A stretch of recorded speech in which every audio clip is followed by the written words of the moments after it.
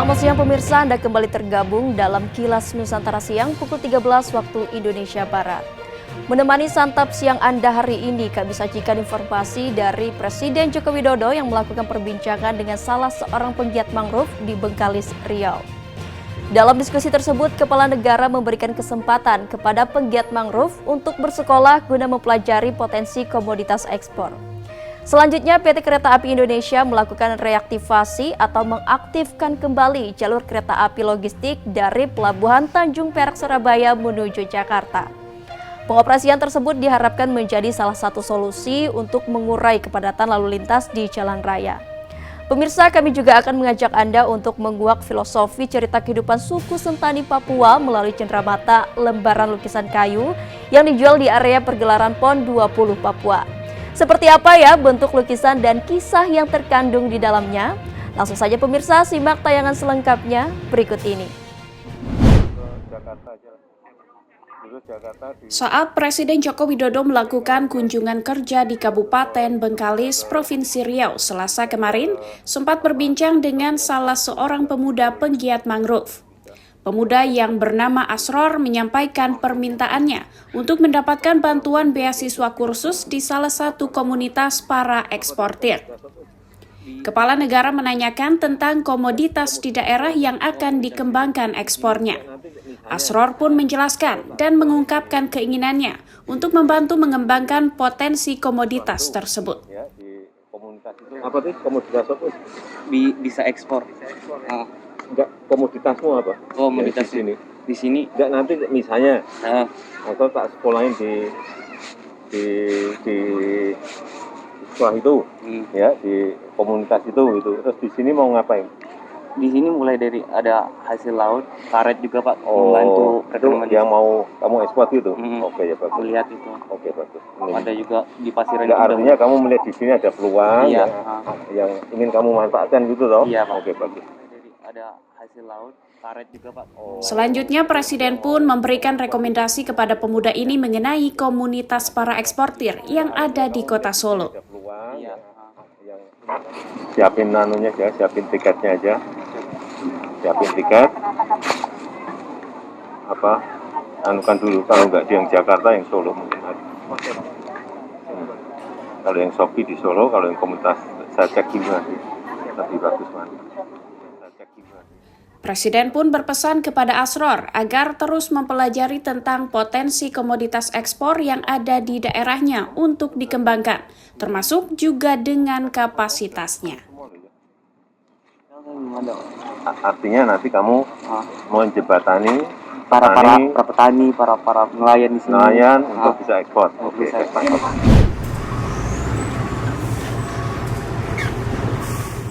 PT Kereta Api Indonesia melakukan reaktivasi atau mengaktifkan kembali jalur kereta api logistik dari Pelabuhan Tanjung Perak Surabaya menuju Jakarta. Jalur kereta api tersebut sebelumnya sudah ada, namun terakhir kali beroperasi pada 30 Maret 2016. Sinergitas PT Kereta Api Indonesia dengan PT Pelabuhan Indonesia Pelindo 3 yang terwujud dalam reaktivasi angkutan logistik menggunakan kereta api diharapkan menjadi salah satu solusi untuk mengurai kepadatan lalu lintas di jalan raya. Reaktivasi jalur kereta api logistik ini juga akan mempercepat pergerakan barang karena memiliki jalur khusus yang bebas hambatan serta menekan biaya logistik. Sejak 4 September lalu, perjalanan kereta api logistik telah terjadwal secara reguler untuk kargo impor dari Terminal Peti Kemas Surabaya dengan jadwal closing pukul 17 waktu Indonesia Barat serta diberangkatkan setiap pukul 22 waktu Indonesia Barat. Saat ditemui pada Rabu 29 September, Manajer Operasi Terminal Peti Kemas Surabaya, Reki Julius Uruilal menerangkan alur perjalanan logistik mulai dari Terminal Peti Kemas Surabaya hingga berangkat menuju Jawa Tengah atau Jakarta. Dan bisa yang dari Terminal Peti Kemas Surabaya, kita ini gerbong datar ini hanya Langsiran. Langsiran nanti dari TPS ini masuk ke Kalimas. Kita dekat dengan Kalimas, artinya depo rel kereta api Kalimas. Nanti dari Kalimas itu akan dirangkai oleh beberapa kan ada juga kita di mungkin dari tempat nilam, kita ada peti kemas di nilam, nanti digabung jadi satu, mereka akan ditarik menuju dari Surabaya, bisa langsung ke Jawa Tengah, bisa sampai ke Jakarta. Terminal Peti Kemas Surabaya dilengkapi dengan 2 jalur kereta api yang masing-masing mampu mengakomodasi angkutan barang peti kemas dengan rangkaian sebanyak 10 gerbong datar atau GD. Apabila kedua jalur tersebut dimanfaatkan secara bersamaan, maka total kapasitas muat kereta api logistik dari Terminal Peti Kemas Surabaya adalah 20 GD yang masing-masing berkapasitas 40 20-foot equivalent units. Dari Surabaya, Jawa Timur, Hanif Nasrullah, Kantor Berita Antara, mewartakan.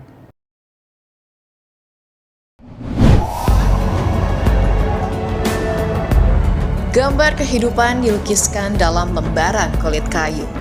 Aneka motif yang digambarkan lewat guratan indah ini mengandung filosofi, cerita kehidupan, dan sebagai simbol peringatan yang berhubungan dengan masyarakat suku Sentani Papua. Inilah dia lukisan kayu salah satu kerajinan asli Papua yang dihasilkan oleh masyarakat Kampung Asei yang dapat dipelajari melalui cenderamata yang dijual pada event PON 20 Papua. Awalnya lukisan ini merupakan sebuah tradisi yang diajarkan turun-temurun sejak leluhur warga Asei. Penduduk suku asli Sentani, Agnes Kere mengatakan, tidak sembarang orang diperkenankan untuk melukisnya, juga menggunakan motif yang tergambar dalam lembaran kulit kayu tersebut. Sebab dalam setiap motif terkandung pesan kehidupan dan budaya asli suku Sentani kepada anak cucunya agar tidak pupus dimakan zaman. Budaya ini tidak akan hilang, tapi tetap akan turun-temurun sampai pada anak cucu kami. Jadi mereka juga bisa mempertahankan kebudayaan mereka, jati diri mereka melalui kulit kayu. Jadi melalui ukuran-ukuran yang ada bisa dikenal sampai di luar, dan mereka boleh melihat bahwa kulit kayu mempunyai filosofi-filosofi yang membangun kehidupan seseorang menjadi lebih baik. Seperti motif pioniki. Agnes bercerita, bila motif tersebut hanya boleh dimiliki oleh keturunan Ondoafi atau para raja dan kepala suku serta keturunannya.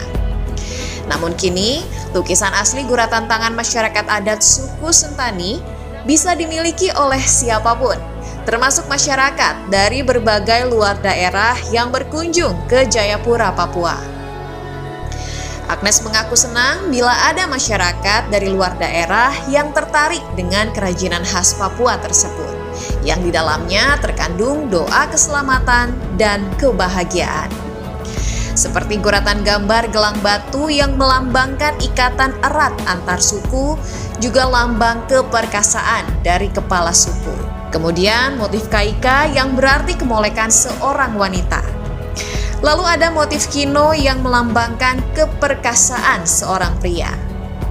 Juga ada motif ikan gergaji yang dalam bahasa Sentani berarti mamai, sebagai bukti bahwa ikan itu pernah hidup di Danau Sentani. Lukisan kulit kayu yang dibentuk menjadi aneka aksesori seperti gantungan kunci, dompet, dan tas ini bisa didapatkan di gerai UMKM yang terdapat di Stadion Lukas NMB Jayapura, Papua. Harga yang ditawarkan mulai dari Rp20.000 hingga Rp250.000. Pemirsa, nih saya mau beli tas kulit kayu, dan ini melambangkan ketahanan wanita yang lembut, wanita yang juga tangguh, karena dengan ada jaring ikan dan kail di sini menandakan kalau kita wanita lembut yang tangguh. Gimana? Keren kan nih? Sesuai nggak filosofinya dengan jati diri saya? Semoga sesuai ya. Dari Jayapura, Papua, Nabila Karisi, Akut, Kantor Berita Antara, mewartakan. Mampu ya Indonesia ya. Pemirsa, itulah tadi rangkaian informasi yang dapat kami sajikan untuk menambah wawasan Anda. Jangan lewatkan juga informasi terbaru seputar perkembangan penanganan pandemi COVID-19 di tanah air pada sore nanti pukul 17 waktu Indonesia Barat. Terima kasih dan sampai jumpa.